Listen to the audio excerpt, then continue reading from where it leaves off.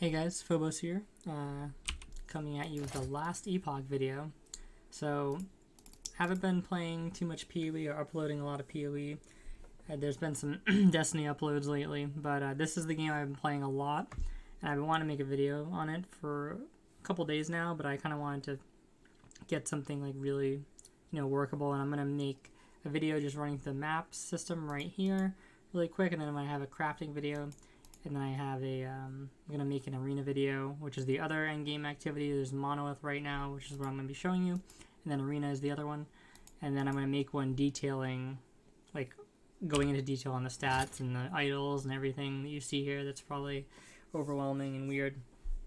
But I'll just pull up the sheet right now, but I don't want to explain too much of this right now. I'm going to do it in the character video. What this character basically does is he cast Glacier, which is this ability right here. It hits 3 times. You can see it's like 1, 2, 3. You can spec into this so you can target cast it somewhere else, but you lose the ability for it to crit. I want to do big damage, so I have it casting for myself. It's done really well for me. I didn't actually anticipate ever using this as like a full-time skill. I went into the game completely blind, picked sorceress, and just started testing things. And I just kind of found that this was what was doing the most damage. I was originally going to have this as my single target skill only, and use like a chain lightning to clear, but it just didn't work out so well. So we're full glacier right now, excuse me. And we got other utility abilities. We got teleport. We got a shield which gives you ward. This is kind of like energy shield, but it decays, and nothing can go through it. But you can keep building it up by doing certain things. Like my teleport gives me ward. My fire shield gives me a little bit of passive ward, but you can't see it right now because it's decaying so fast. And you can just keep refreshing it to get more and stuff like that. So it's just like a temporary little shield. So this is the monolith system. You'll see it says timelines conquered. This is how many you've done in a row, basically, on softcore without dying. Obviously, in hardcore, if you die, your character goes to softcore, so a little bit different. But basically, the more these you do, you'll notice it says for the next 6 timelines, enemies are deadly if they have not been damaged. So these mods inevitably start to stack here, and you get bonuses for them. Right off the bat, I don't think they stack at all. But pretty soon, like if you get to like 10 plus, I think they start stacking, maybe even before that. So I'm gonna do the deadly one because it gives more quantities. I'm not even sure like what deadly does exactly. I assume it's just like a lot more damage. But you pick one of the two, and you can also re-roll them if you get ones that you don't want. So you just port you in here. I cannot do that. And there's an arrow. It shows you. You see the arrow on my mini map right there, and that shows you where you have to go to complete the map. Now, the game is slower than PoE, as you can see, but it plays really well. I would say that. I made you a video where I talk about compare the two games, just because they're both ARPGs, and one's like kind of like the popular one, and one of them's like the new one. But I would say it plays actually a lot smoother than PoE. This is the boss. We do a lot of damage, so I don't have any mana though. It's kind of a problem. Now, they're not all going to be that short. That was kind of a short one, which I guess works out good for the video. Some of them are quite a bit longer, and you'll either have to kill 2 things or you'll have to just travel further. You know that you're done with this by when you get to open the portal thing. Once you get this, you're safe. You can always portal out with T to go back to town, but if you portal out during one of these, you lose the monolith streak, basically, or if you die, right? So you always want to finish it and then open the portal, unless you were intending on resetting it, right? But yeah, this game, it plays, in my opinion, a hell of a lot better than PoE. I don't know that it has a lot of depth in some ways. PoE just has like an insane amount of depth right now, almost like too much depth to some extent, right? When you combine the passive tree with all the stuff they're adding to that, and then the monsters are a whole nother thing with all the leagues and leagues upon affixes and stuff that get added to the game. So PoE is complex in that way, but this game is still pretty complex. Like, it's way more complex than Diablo, and it plays better than Diablo 2 in my opinion. Like Diablo as well. I mean, not Diablo 2, like Diablo 2, Diablo 3 plays better than all of them. So, and when you're finished with a monolith, you come to get a chest. I think it's correlated with like how much you kill in there, because I didn't kill too much that time and got hardly anything. The higher you push these, like you can get, I think, like better rewards. Technically, you get more gold at least, and I've heard that you get better, more idols to drop, which are these things. These are kind of like the charms or whatever in Diablo 2, except you have an actual slot for them instead of them being like in your inventory. Like the ones in my inventory aren't, I just picked them up off the ground. They don't actually activate anything. It's only the ones that are in the idols cage right here, and they give different effects depending on what you have. So yeah, that's basically the game. I'm going to make a way more in-depth video on the character and stuff like that, but I just wanted to show you guys what I've been playing.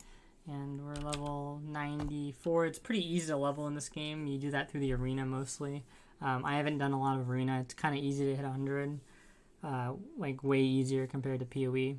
Like in this game, it's more about, they have an arena leaderboard. You can see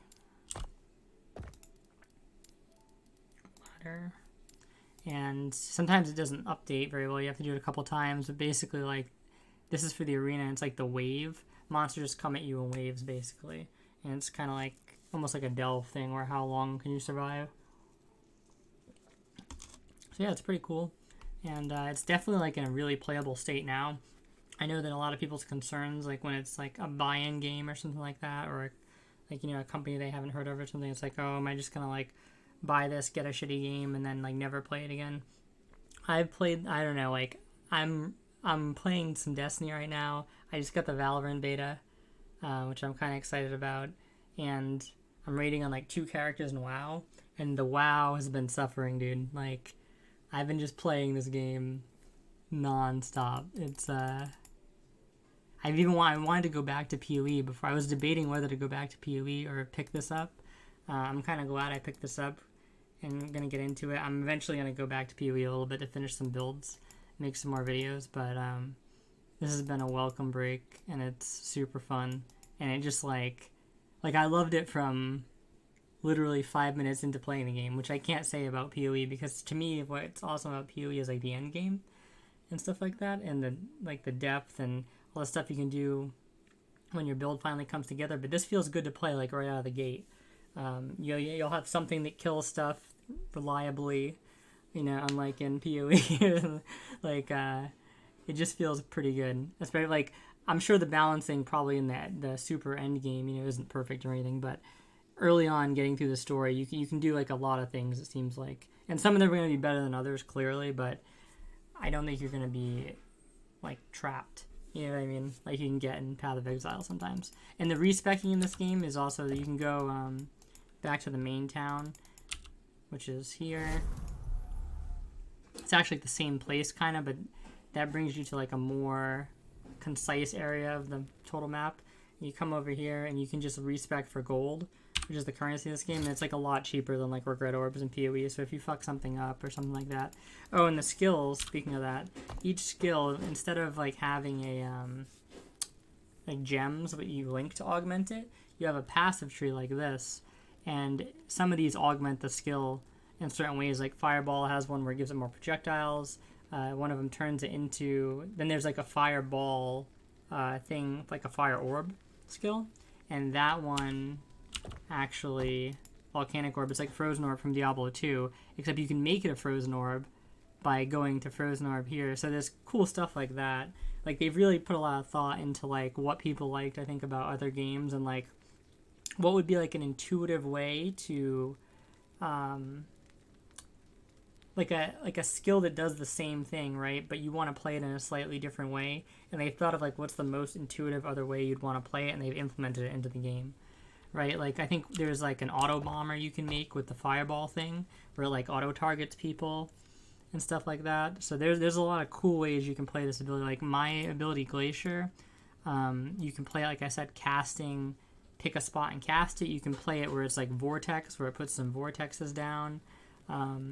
You can play it like more chill-centric, stuff like that. You can change like how many explosions there are on it. You can change which explosion does more damage. You can change the order of the explosion. Like, so the big one comes first, right in front of you. It's really cool. I didn't expect the trees to be very good, to be honest, and they're really good, honestly. Like, I mean, like, maybe I don't know about balance-wise and stuff like that, but it's like really fun to be able to, like, in terms of how you can change your skills, it's at least super good. You know what I mean? So, yeah, I expect to see more of this game, and like I said, I'm still gonna be making PoE stuff, but you should check it out if you like PoE. I think it's like $35 on Steam or something, so it's not too bad, but I know it's not like super cheap, not free to play. But the thing is about this game is that, like, when you buy this game, you don't have, it's not like PoE where it's like free to play, quote unquote, but then like if you actually want to get into the game, you have to buy stash tabs. And I was trying to buy more tabs actually or something, because my stash is full already because I've been playing so much, pretty much. And I realized the dev on the forum, I had found like a post that he had made where he's like, oh, we don't want it to be like that, you know, where you can like buy stuff. He's like, we're going to be giving you more tabs, so don't worry about that in the future for the actual game, but we just want you to be able to purchase the game since it does cost a certain value of money, and you don't have to worry about buying extra stuff. So there is going to be a shop, but it's going to be cosmetic, right? Purely cosmetic. So not even like a stash tab thing or anything like that. So that's really cool in my opinion. And yeah, check it out if you get a chance. If you like the video, like, subscribe, do whatever. If not, dislike.